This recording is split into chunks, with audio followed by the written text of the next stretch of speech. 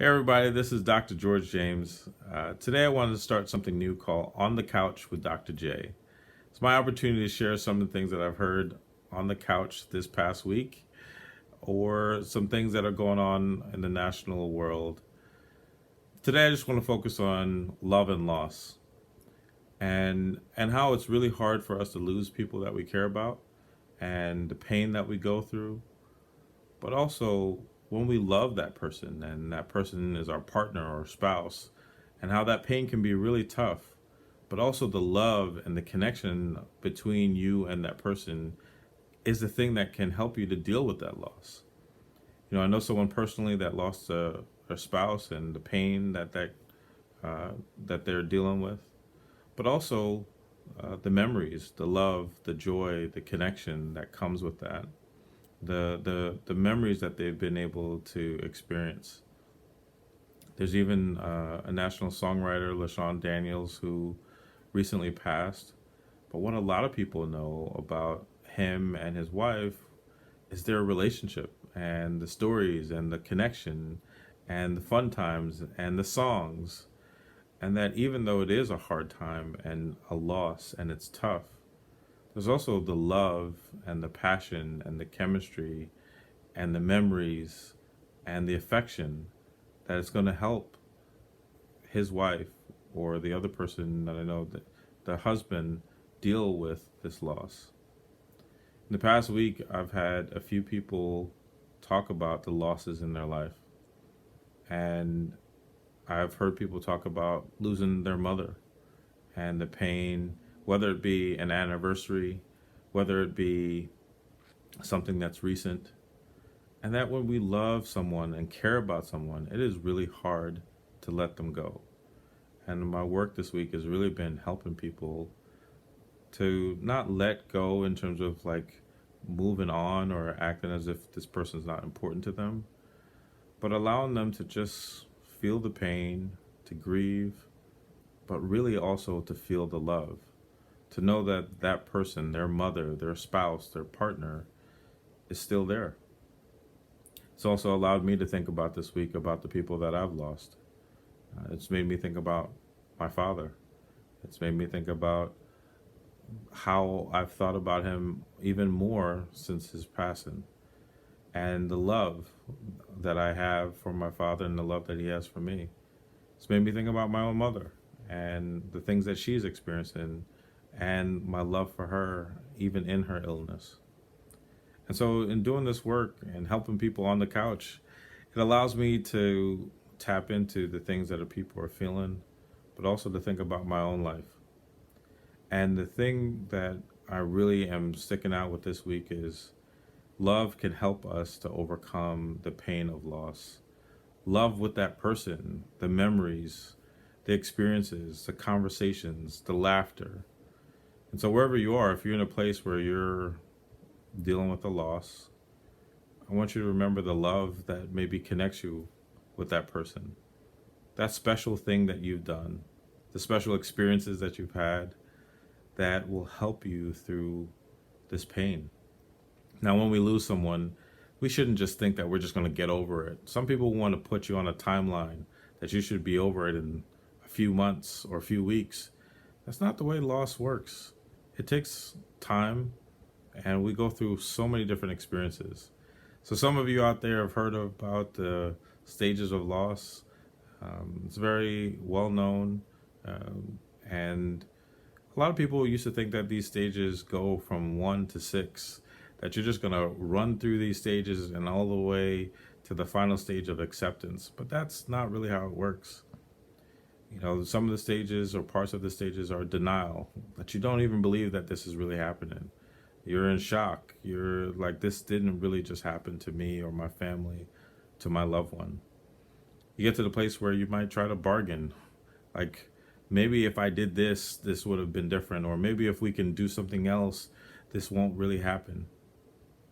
You also are going to go through a period of sadness, depression, lowness, of just being overwhelmed by it all. And there's going to be a time of maybe even being angry. Why did this happen? Why did this person leave? Why didn't this person take better care of themselves? whatever it might be that might get you to the place of being angry. And then there could be acceptance. So those are the main stages. But like I said before, you don't go one all the way to the end. You might go from denial to sadness to anger to acceptance, all the way back to denial and sadness again. And what happens is that we usually start to feel good or better, and then something happens. We hear a song on the radio, we see a movie, or somebody says something that brings us back to that place. But I want you to remember the thing that can help you is the love. The love that you have for that person, the love that that person has for you, the memories you've shared, the things you've done, the places you've experienced. Those are the things that we hold on to. And one of the things that I shared this week on the couch is that how do you honor that person that you love? When I think about my own father, one of the ways that I think about how I tried to honor him is that my dad was always an entrepreneur. He was a farmer by trade, and he always tried some business idea. He's always doing something to some business venture. And they didn't always work out, and sometimes he had some challenges, but he was willing to take the chance. And I didn't realize until much later in my life that that was a part of me. I was willing to take those chances, to start an opportunity, to go after something, to be an entrepreneur as well. And how I started to be able to honor my father in his passing is to acknowledge that that's a part of me and to be willing to try those things. And then I tried to share that with my own children, to help them to think about how their ideas could become a business or could create something. I started with my daughter with creating her own t-shirt business, and then started with my son after that with creating his own bow tie business. But this was really a way to honor my father, that the lessons and love and experience that I learned from him and was able to see in my own life, I was now able to show with my children. So I'm saying to you is, what are the ways that you're honoring that person that you've lost? What are the ways that you're honoring that person that you love and that loves you, even though they're not here physically? That the love that you have can help you push through the pain. The love that you have can help you figure out what way to honor that person. As, Lashawn Daniels passed, I can only imagine the things that his wife is going to try to do to honor him, or the music community and what they might be doing to honor him. And those that their relationship has impacted and influenced, what they might be doing to honor him. And for those locally that I know who have lost and have to think about their own family and children, ways that you will find ways, that the ways that you will move forward and think of opportunities to honor the spouse, the wife, the mother that you've lost. That it's not easy, and loss is extremely tough. And one of the things I see on my couch is the pain that people go through. But I also see the ways that people find love and use love to help them through that pain. So loss is connected to love, and sometimes love can be connected to loss.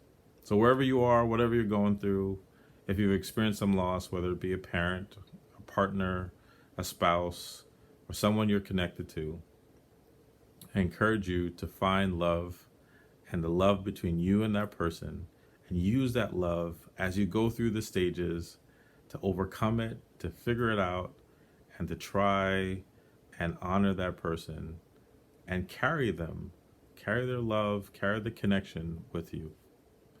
This is Dr. J, Dr. George James with I'm on the Couch with Dr. J.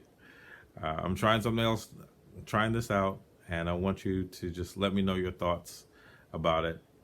And then I'm going to do it again next week. And I'm going to have another topic next week. And then if you have some thoughts about it, if you have some questions, if you have something you want me to put on the couch, you just let me know. And here are some ways that you can reach out to me. You can always reach me on Instagram at George Talks. And there will be a new Instagram that will be coming out just for On the Couch with Dr. J.